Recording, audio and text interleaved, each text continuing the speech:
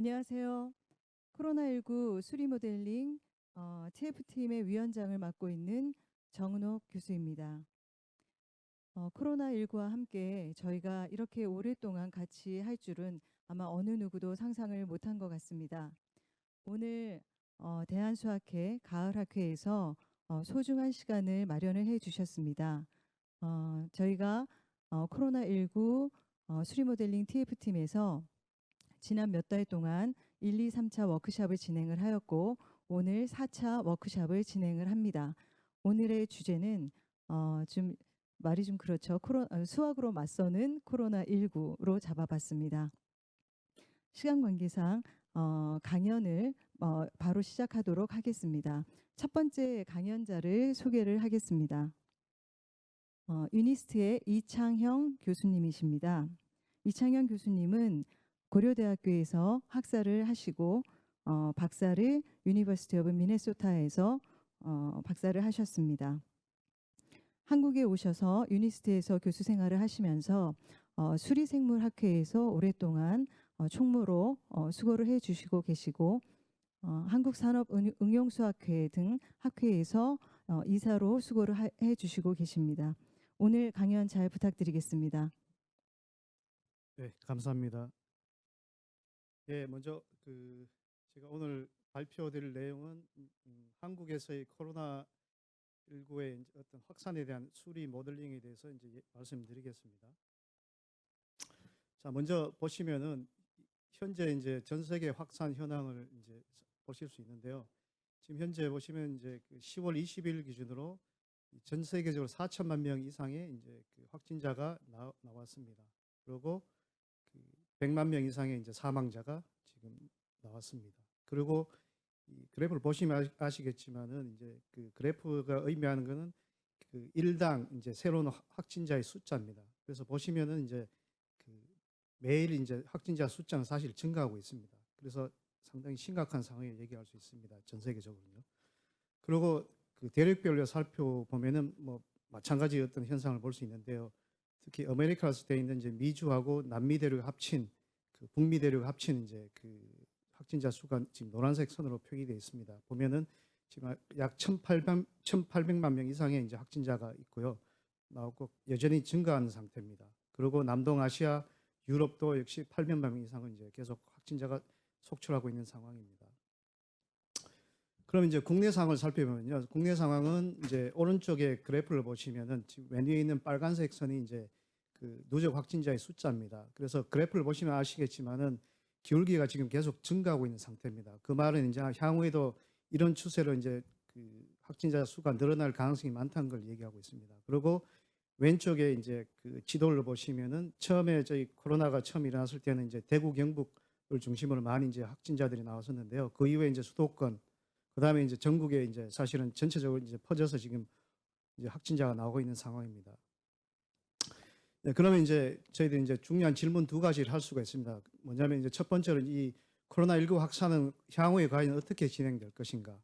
그다음에 이런 확산세 감소를 위해서는 이제 방역 정책은 어떻게 실시해야 할까. 이런 질문에 이제 이제 중요한 질문입니다. 그죠? 그래서 이제 여기에 이제 답을 하기 위해서 이제 저희 같은 수학자들이 이제 수리 모델을 이용해서 이 두 문제에 대해서 이제 답을 하려고 이제 노력을 하고 있습니다. 예, 그러면 수리 모델이 뭐냐면 일단 수리 모델은 기본적으로 당연히 이제 수학식을 이용해서 모델을 구성하는 건데요. 특히 전염병 확산 같은 경우는 이제 당연히 이제 인위적인 실험이 사실은 불가능합니다. 여러 가지 윤리적인 문제도 있을 거고요. 실제로 인명을 뭐 피해 줄 수 있으니까 사실 실험하기가 사실은 불가능하죠. 그래서 이제 이런 경우 이제 수리 모델을 이용하면은 이제 우리가 다양한 어떤 시나리오와 조건을 가정하고서 그다음에 이제 수리 모델을 구성해서 이제 시뮬레이션을 하면은 이제 확산 추이 예측과 통제 효과 분석이 가능합니다. 그럼 이런 수리 모델 어떻게 구성하냐면 일반적으로 이제 수집된 전염병 데이터와 전염병의 특성을 반영해서 수리 모델을 구성합니다.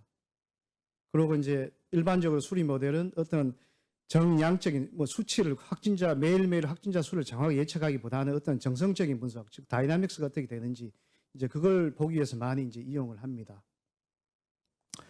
자, 그러면 이런 수리 모델을 이제 우리가 역사를 잠깐 살펴보면요. 그 이제 전염병 확산의 수리 모델은 뭐 우리 중세 시대나 뭐 아니면 그 이후의 시대도 뭐 그냥 기본적인 어떤 생각들을 많이 했었습니다. 어떻게 이제 이걸 예측할 것인가, 계산할 것인가, 확진자 수를. 근데 사실은 뭐 현대적인 어떤 그 전염병 확산에 대한 수리 모델 시초라고 할 수 있는 거는 이제 1927년에 이제 그 화면에 보신 두 분 커맥과 맥켄드릭이 처음으로 이제 구상한 SIR 모델이 시초라고 할 수 있습니다. 그 SIR 모델이 뭐냐면은 그림에서 보시듯이 그 뭐 S라는 거는 susceptible, 그러니까 감염이 안 된 사람. 그다음에 I는 이제 infectious라 해서 이제 감염된 사람. 그래서 I가 결국 S를 감염시킵니다. 그래서 다시 I가 되는 거죠. S가. 그다음에 이제 I가 이제 어떤 뭐 치유나 자연적인 어떤 과정을 통해서 회복되는 단계. 이제 이걸 SIR 모델을 하고요. 뭐 만약에 이제 수학을 이제 미분 방정식 아신다면은 밑에 있는 바로 밑에 미분 방정식식으로 간단하게 이제 이 SIR 모델의 어떤 다이나믹스를 묘사할 수 있습니다. 여기서 베타하고 감마는 이제 그 감염률하고 이제 회복률 나타내는 겁니다. 즉 SSI로 가는 게 베타고 ISR로 가는 걸 나타내는 비율을 감마라 합니다. 그리고 이제 그 전염병의 특성에 따라서 이제 이런 SIR 모델에서 이제 좀 더 복잡한 모델로 이제 변경이 가능합니다. 예를 들면 SEIR은 뭐냐, E라는 거는 이제 그 소위 말하는 잠재기, 그러니까 잠복 상태를 갖다가 나타내는 이제 그런 경우고요. 그다음에 SEIAR은 이제 A 같은 경우 무증상 감염, 코로나 같은 경우죠. 무증상 감염 경우가 있으니까 이제 뭐 그렇게 예, 묘사하기도 합니다. 그래서 어쨌든 이 SIR 모델을 기본으로 시작해서 이제 그 집단 모델을 좀 많이 이제 전염병 특성에 따라서 이제 변형시킬 수가 있습니다. 자, 그러면 이제 코로나19 같은 경우 이제 수리 모델은 이제 생각해 보면 아마 이런 모델을 생각할 수가 있을 겁니다. 예, 보시면 SIR 있죠, 그죠? 있고, 그다음에 E는 아까 제가 말씀드렸듯이 이제 잠복기 상태고, 그다음에 A는 이제 무증상 감염 상태, 그죠? 그다음에 여기서 이제 코로나 같은 경우는 이제 특이하거든 H가 들어가면 H는 이제 감염되고 난 다음에 이제 확진된 상태입니다. 그래서 H도 이제 확진 상태 두 가지로 볼 수 있죠. L하고 S인데 L은 이제 그러니까 경증이고 경증으로 확진된 경우고 S는 이제 시비어라고 해서 이제 좀 이제 중증으로 이제 확진된 경우입니다. 그래서 보면 이제 중증 확진된 경우는 이제 죽을 확률, 이제 사망할 확률도 있거든요. 그래서 그건 D를 가지고 이제 묘사를 할 수 있습니다. 그래서 이 모델을 이제 어떤 코로나19의 이제 수리 모델 어떤 기본적인 이제 국내에서 이제 확산되는 코로나 모델 기본적인 모델을 생각하시면 되고요. 여기서 나와 있는 파라미터들은 사실 일반적으로 이제 그 옆에 테이블이 아마 보이시죠, 그죠? 거기서 보면 이제 테이블들에 대해서 파라미터 설명해 놨는데요. 대부분의 파라미터는 사실 뭐 실제로 이제 수집된 전염병의 어떤 그 코로나19의 데이터로부터 가져옵니다. 가져오고 이제 여기서 이제 중요한 감염률 자체는 사실은 이제 사람과 사람 사이 어떤 그 인터랙션이 들어가기 때문에 이거는 이제 주어진 전염병의 데이터라기보다 어떤 사회적인 어떤 데이터를 가져와야 됩니다. 그래서 일반적으로 이 감염률이라는 즉 SSE로 가는 이런 이제 감염률이라는 이 파라미터는 일반적으로 이제 추정하기가 어렵습니다. 예. 자, 그다음에 이제 그게 이제 좀 전에 말씀드린 게 코로나19의 이제 기본적인 수학 모델이고요. 그러면 그다음부터는 제가 저와 이제 저희 랩에서 했던 이제 코로나 이제 확산 모델링에 대해서 이제 발표를 말씀드리겠습니다. 그래서 먼저 이제 말씀드릴 거는 이제 연령 구조 모델을 이용해서 코로나19가 어떻게 확산되느냐, 특히 이제 사회적 거리두기 효과 분석에 좀 초점을 맞춰서 이제 모델링을 해봤습니다. 그리고 이 결과는 이제 최근 이제 퍼블리시된 결과입니다. 먼저 이제 이 연구에서 저희들이 이제 이제 고민했던 거는 이 코로나 같은 경우는 이 연령대별로 이제 감염률이나 치사율이나 그다음에 사회적인 접촉 빈도, 감염 증상이 매우 상이합니다. 예를 들면은 이제 밑에 왼쪽에 이제 표에서 보시듯이 이 치사율 같은 경우, 치명률 같은 경우는 이제 고령층일수록 치명률이 높아집니다. 그래서 오히려 그리고 이제 젊은 층에서는 사실 치명률이 거의 0에 가깝고요. 또한 오른쪽 그래프를 보시면은 이제 그 노란색 지금 주황색 선으로 보이는 게 20대를 나타내는데 특히 4월 말부터 5월 초 같은 경우 20대들이 이제 서울 경기 지역에서는 상당히 많은 숫자로 감염이 됩니다. 왜냐하면 이게 바로 이태원 클럽발 감염이거든요. 그래서 이때는 주로 20대 위주로, 왜냐하면 20대끼리 서로 이제 사회적인 어떤 접촉 빈도가 많기 때문에 그렇고요. 그 다음 위에 보시면 이제 5월 말, 6월 이제 초 이렇게 보시면은 주로 이제 고령층 60대, 50대, 70대 이상의 전 나이 드신 분들이 많이 이제 감염이 됩니다. 이때 이유는 아마 종교시설이라든가 뭐 다단계 시설 같은 그런 이제 장소에서 이제 확산이 됐기 때문에 이제 마찬가지 이제 고령층에서 상대적으로 사회적 접촉 빈도가 많은 이제 그런 경우를 반영하게 됩니다. 자, 또한 이제 또 살펴볼 건 뭐냐, 지역별 우리나라 같은 경우는 특히 대도시에 보면 이제 젊은 사람들이 많이 몰려서 많이 이제 서로 살고 있습니다. 그래서 특히 서울 경기 지역 보면은 저기 보시면 알겠지만 저희 표에서요, 빨간색 선으로 표기된 부분이 이제 전체적인 인구의 비입니다. 그 연령대에. 그래서 전국에 대한 어떤 연령에 대한 어떤 비율보다 20대, 30대, 40대 비율이 서울 경기 지역에서는 월등히 높습니다. 그렇죠? 그래서 저희들 생각한 거는 이제 코로나 19를 내서 우리가 이제 이제 수리 모델을 할 때는 이걸 집단 모델을 우리가 할 때는 이제 연령대를 구분하고 그다음 지역별로 따로 봐야 될 것이다. 이렇게 이제 생각했습니다. 그래서 일단 저희들이 이제 연령 구조 모델을 먼저 이제 생각하고요. 그다음에 이제 지역은 일단 먼저 서울 경기 지역에 포커스를 맞췄습니다. 그래서 먼저 이제 연령 구조 모델에 대해서 말씀드리면은 먼저 저희들이 8개 연령 그룹을 일단 나눴습니다. 그래서 이제 총 13 단위로 이제 총 8개 이제 연령대 그룹을 이제 나눴습니다. 그러고 이제 중요한 거는 이제 연령대 그룹별 감염력의 차이를 갖다가 이제 저희들 이제 반영을 해야 되는, 이게 굉장히 중요한 부분입니다. 왜냐하면 이건 이제 실제 이제 감염을 미치는 가장 큰 이제 척도이기 때문에 그렇습니다. 그래서 이 감염력의 차이를 반영하기 위해서는 저희들이 이제 소위 말하는 감염률 파라미터인 베타를 갖다가 추정했는데, 어떻게 추정했냐면은 바로 여기서 보시면 이제 B 곱하기 M이라 했습니다. B는 뭐냐면 이제 한번 접촉했을 때 이제 어떤 사람이 이제 감염될 확률입니다. 그다음에 M은 이제 어떤 그룹 간의 연령대 그룹 간의 어떤 컨택의 수를 나타내는 겁니다. 그래서 B 곱하기 M을 하면은 이제 어떤 베타라는 이제 감염률을 얻을 수가 있습니다. 이제 구체적으로 말씀드리면 이제 BIJ가 바로 BJ의 MIJ가 됩니다. 여기서 이제 IJ가 나타내는 건 이제 I번째 그룹, J번째 그룹을 나타내는 겁니다. 예. 그리고 사실 이제 아까 말씀드렸죠, 이 MJ라는 건 접촉 빈도수는 사실 사회적인 현상이기 때문에 이거는 사회적으로 어떤 조사가 미리 이루어져야 됩니다. 다행히도 이제 이 접촉 행렬의 값들이 이제 이제 문헌에서 이제 전체 세계 152개국의 어떤 접촉 행렬 값을 추정한 결과가 있었습니다. 그래서 이 연구에서는 그걸 저희들이 이제 그냥 차용해서 사용을 했습니다. 예, 그래서 뭐 이제 아까 말씀드린 감염률은 이제 접촉 행렬에다가 이제 감염 확률을 곱하는 거고, 특히 접촉 행렬 같은 경우 어떤 접촉 장소, 그다음에 대응 정책에 따라서 조금씩 달라집니다. 이걸 이제 모델에서 반영했고요. 그다음에 B는 이제 1회 접촉당 감염 확률인데, 이거는 이제 전병별로 다 다르기 때문에 실제로 저희들이 이제 추정을 했습니다. 데이터를 가지고요. 예. 그래서 일단 저희들이 이제 앞에서 설명드린 이제 연령대 그룹 구조를 가지고 이제 생각한 모델은 SEIHR입니다. 여기서 저희들 A라는 건 따로 이제 무증상 감염은 사실 우리가 고려하지 않은 이유가요. 요게 이제 저희들 8월 말까지 이제 데이터를 가지고 했는데, 아마도 뭐 기억하실지 모르겠지만 이제 우리나라에서 이제 1차하고 2차 항체 검사, 무작위로 항체 검사한 결과가 있습니다. 그때 항체 검사가 거의 0.1% 이하가 이제 항체를 가졌다고 나와 있거든요. 그래서 그 결과를 봤을 때 추정할 수 있는 거는 아마도 이제 초반기에는 우리나라에서, 현재는 뭐 다를 수도 있는데요, 초반 최소한 여름까지에서는 아마도 무증상 감염자 숫자들이 많지 않았을 거다, 이렇게 추정해서 이제 저희들 무증상 감염 숫자를 이제 고려하지는 않았습니다, 따로. 예, 그래서 모델은 그냥 SEIHR입니다. 이고요.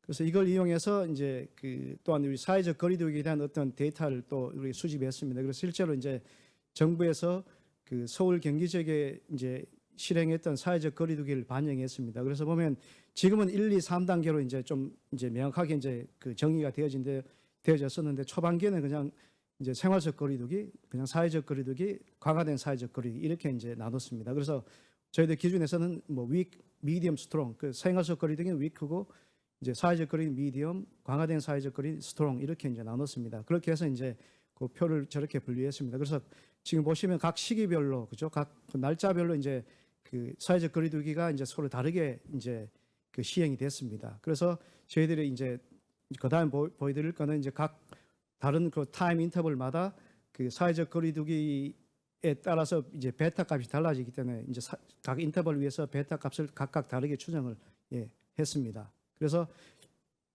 여기서 오른쪽 그래프를 보시면 이제 서울 경기 지역에서 이제 실제 10세 단위, 10살 단위로 이제 나눈 8개 연령 그룹에 대한 피팅 결과입니다. 그래서 빨간색 선은 이제 그 소위 말하는 이제 해외 유입하고 지역 감염 다 포함된 거고, 파란색 선은 이제 지역 감염입니다. 그래서 그러고 이제 여기서 이제 동그란 어떤 원을 나타내는 게 바로 실제 데이터고요. 그다음에 실선은 이제 저희들이 추정한 이제 그 그래프입니다. 그래서 보면은 이제 뭐 전반적으로 잘 일치합니다. 그래서 각 시점마다 지금 보시면 이제 베타 값이 다 다릅니다. 다르게 추정했고, 그다음에 오른쪽 왼쪽 그래프는 이제 각 연령대 그룹 다 합친 누적 감염자 수를 이제 보여주는 겁니다. 그래서 일단 저희들 생각은 이제 뭐 저희들 추정한 베타 값은 그래도 이제 과거 데이터와 잘 이제 피팅이 되더라, 이렇게 이제 생각을 했습니다. 그리고 이제 이런 피팅된 데이터를 가지고 일단 저희를 먼저 계산한 게 이제 전염병 모델에서 이제 가장 중요한 팩터 중에 하나 이제 재생산 지수, 즉 한 사람의 어떤 그 감염 개체가 감염시키는 평균 개체 수를 나타내는 겁니다. 이게 즉 이걸 일반적으로 R이라는데, 이게 1보다 크면은 사실 전염병이 이제 더 확산될 거고, 그다음에 1보다 작으면 전염병이 이제 점점 없어지는 그런 경우를 나타냅니다. 근데 보시면 알겠지만 각 이제 기간별로 이제 R 값들이 서로 다 달라지겠죠. 이거는 뭐 그 아마 사회적 거리두기나 아니면 이제 사회적 접촉 빈도의 숫자에 따라 좀 영향을 많이 받습니다. 그래서 보시면 이제 빨간색으로 저희 표기한 부분이 좀 위험한 구간이었습니다. 즉 1보다 큰 구간이죠, 그죠? 그렇고요. 그 다음에 이제 그 앞에서 제가 좀 전에 말씀드린 그 피팅한 결과들을 가지고 이제 좀 구체적으로 이제 사회적 거리두기의 그 결과를 분석해봤습니다. 그래서 저희들 가정한 건 일단은 기본 시나리오는 이제 정부 시책과 가장 가까운, 특히 6월 15일까지는 거의 흡사한 겁니다. 그 다음에 6월 15일 이후는 이제 저희들이 이제 뭐 그 연관 시점이 6월 15일 기준이기 때문에 그 이유는 좀 가정이 들어가 있습니다. 그래서 일단 기본 시나리오는 뭐 사회적 거리두기, 생활적 거리두기, 강화된 사회적 거리두기 8월 말까지 이렇게 한다고 기본 시나리오고, 그다음에 1번, 2번, 3번 순으로 일반적으로는 조금 이제 사회적 거리두기가 강한 거면서 약한 순으로 이제 이렇게 했습니다. 그래서 7번이 가장 약한 겁니다. 그냥 생활적 거리두기 했을 때 결과고요. 1번은 그냥 강화된 사회적 거리두기 계속 유지했을 때 결과입니다. 그래서 그 결과를 보시면요. 자, 오른쪽 그래프를 보시면은 지금 1번 시나리오에 해당하는 이제 그래프가 맨 밑에 있는 빨간색 선, 그죠? 약간 주황색을 해야 되나? 주황색 선을 표기된 거고요. 그래서 그 1번 경우는 지금 8월 30일까지 총 누적 확진자가 한 1,000여 명 정도, 1,000명 내외 정도로 됩니다. 근데 이제 7번 경우, 월스트한 이제 7번 경우가 바로 뭐냐면 바로 생활적 거리두기를 계속 유지한 가장 약한 사회적 거리두기 했을 때를 나타냅니다. 그래서 이런 경우는 지금 2,000명이 훨씬 더 넘죠, 그죠? 그래서 거의 2배 가까이 지금 늘어나 있습니다.